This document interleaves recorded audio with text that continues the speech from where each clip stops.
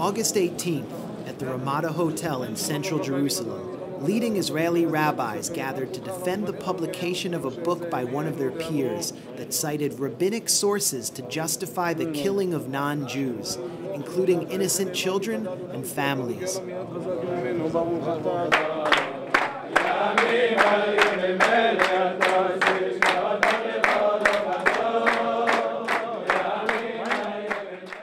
לא רק אנחנו הדתיים התנגדנו, גם החילונים, אותם שהם שומרי מסורת, כולם התנגדו לחוק.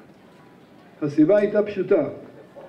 כולנו אומרים בהגדה של פסח, שפוך חמתך אל הגויים, שלא ידעוך על ממלכות אשר בשמך לא קראו, כי אכל את יעקב ואת נביאו ישמו, שפוך עליהם זעמך, אחרון אפיך ישיגם, תרדוף באף ותשמידם מתחת שמי השם.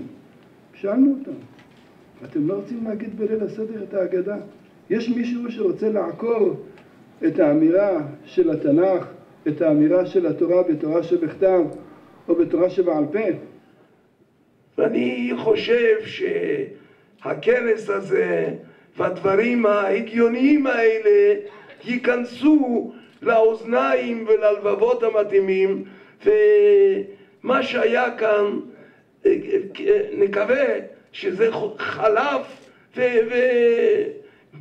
נצטרך להתכנס יותר בנושאים מסוג זה. הרב, אם אתם תעשו את העבודה,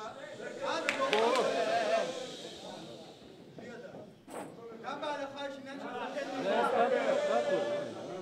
יש פה חופש דיבור, לא? אתם לוקחים חופש דיבור?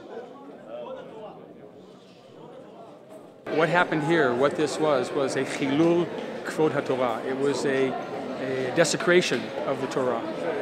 The Torah is a Torah of peace, Darkei Noam, and what we heard here was that most of the people didn't read the book, and they said what's important is the Atzmaut HaTorah, is that nobody should criticize anybody who writes anything about it, especially if he's a Rav.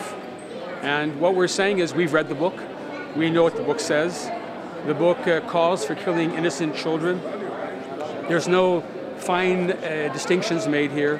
It's a book of racist statements in the name of the Torah. כחיוב של מסירות נפש, בבחינת יהרג ואל יעבור, לגבי כפייה בניגוד לקיומה של תורה, הוא לא בלבד לגבי גויים שבאים מכפייה נגד קיומה של תורה, אלא הוא עדין גם בכפייה של יהודים, מאיזה צד שהוא.